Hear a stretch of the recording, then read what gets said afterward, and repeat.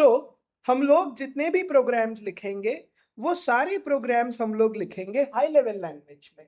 And computer को जो language समझता है that is machine language, that is binary language. And we will be using translators जो हमारे इंग्लिश जैसे दिखने वाले कोड को बाइनरी कोड में, मशीन कोड में कन्वर्ट करेंगे so that our computer can execute our application. And for that, we need a translator. We have two types of translators, compiler and interpreter. And दोनों का काम एक ही है, English जैसे दिखने वाले कोड को लो लेवल लैंग्वेज में कन्वर्ट करना। Then what is the difference between them? Let's see. Let's assume यहां पे मेरे पास एक प्रोग्राम है एंड इस प्रोग्राम के अंदर कुछ इंस्ट्रक्शंस है, but this program is written in high level language।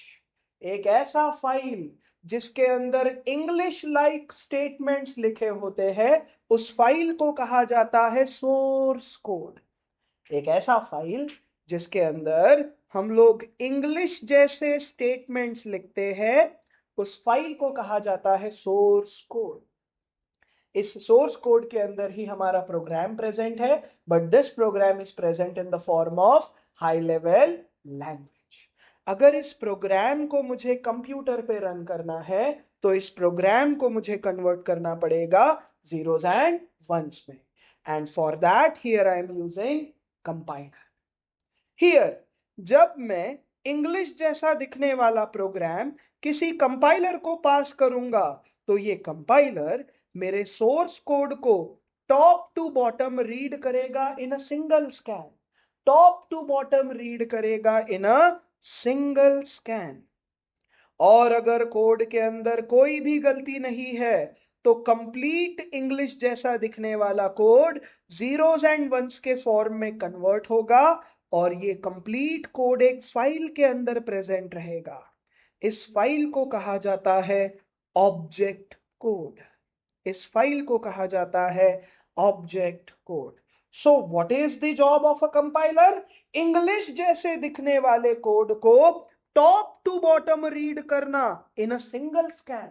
और अगर कोड के अंदर कोई भी गलती नहीं है तो कोड को कन्वर्ट करो जीरोस एंड वंस के फॉर्म में एंड वो कोड कहां स्टोर रहेगा?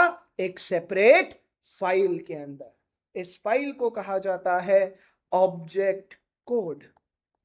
इस फाइल के अंदर प्रेजेंट रहेगा machine code which means zeros and ones वाला कोड।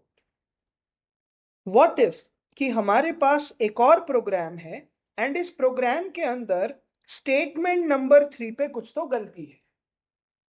What is the job of compiler? English जैसे दिखने वाले कोड को टॉप टू बॉटम रीड करना। और अगर कोड के अंदर कोई भी गलती नहीं है तो क्या जनरेट करो? Object code. It will generate object code, machine code. Now जब मैं ये सोर्स फाइल कंपाइलर को पास करूंगा तो कंपाइलर इस सोर्स कोड को टॉप टू बॉटम रीड करेगा। ओ स्टेटमेंट नंबर 3 पे गलती है तो इस बार कंपाइलर जीरोस एंड वंस वाला कोड जनरेट नहीं करेगा। It will show us error message. तो कंपाइलर क्या करता है? इंग्लिश जैसे दिखने वाले कोड को टॉप टू बॉटम रीड करेगा एंड कोड के अंदर अगर कोई भी गलती नहीं है तो it will generate object code. अगर कोड के अंदर गलती है तो it will not generate any object code. It will simply show you the error message. That is the job of compiler. क्या कंपाइलर ने हमारे एप्लीकेशन को एग्जीक्यूट किया? नो, कंपाइलर ने हमारे एप्लीकेशन को बस जीरोस एंड वंस में कन्वर्ट किया। तो यहां पे कंपाइलर एप्लीकेशन को रन करने का रिस्पॉन्सिबिलिटी नहीं लेता।